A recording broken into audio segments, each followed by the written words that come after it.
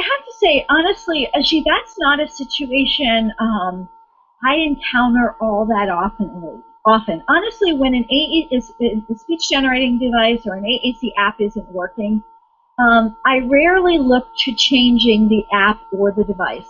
In my experience, the best prognostic factor for positive outcomes is more in the therapy or in the family training or in the educational supports than it is in the app itself. However, I absolutely acknowledge the reality of what you are saying. There are times where, let's say, I'm thinking of a young man that I have worked with who had essentially outgrown one kind of free low-cost app, and he was ready for a more full-featured app because we had done a good job in teaching him the power of communication and the fact that he could use this crazy thing to get his own agenda addressed. And now he was ready for us to chart a course forward, and that for him did mean an app that had more robustness built in. So I think it's different strategies for different learners.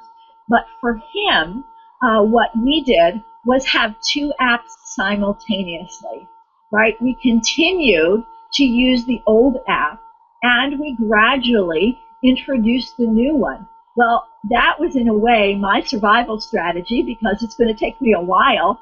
He needed really, I thought, a visual scene display app, right? So it's going to take me a while to get the photos of the visual scenes and figure out which visual scene app and, start to program it and, work with his family around all that. So it's going to take me selfishly some time, so it bought me a little time to do that. But also, I think it's really important that we don't pull the rug out from under them. And I know we're running late on time. Is it okay if I do one quick story? So as an undergraduate student at the University of Pittsburgh, one of the jobs that I had was as a group home worker. And I'm old, and so this really dates me. But at that time, I grew up and was going to college in Pennsylvania. And this was at a time where deinstitutionalization was happening.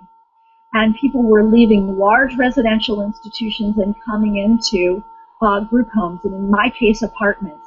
And so I had the privilege of being a group home person for three amazing gentlemen in their 40s and 50s with significant cognitive impairment. And they had spent most of their lives, almost in their entire lives, in these residential facilities. And they were folks, with intellectual disability. And they spoke for the most part, but not well. Some of them didn't speak.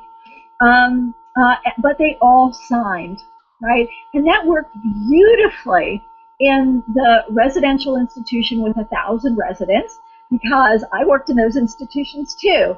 And all of the direct care staff signed, the teachers signed, the SLP signed, the cafeteria people signed, the janitor signed, we all signed, right?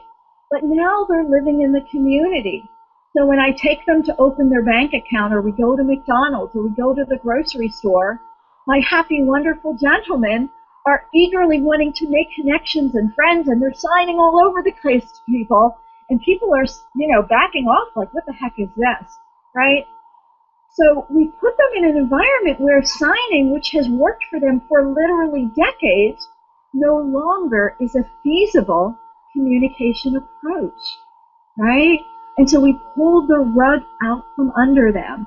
And what that taught me as a 19-year-old is that's probably not a great idea unless, you want to have tantrums in the middle of the subway, right? Or in a crowded McDonald's. You can't do that to people, right? So the way I kind of operationalize that in this context is let them continue to have access to what's already working for them before, in a gradual way, and transition them to the new thing. And you know what?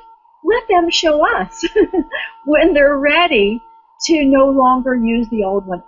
What's the big deal if I have both of them on their iPad, right? What's the big deal? I have nothing to lose, right? It's much better for them to make the decision and gradually use this one more than that one. And then we can just continue using that. So that's just an idea there.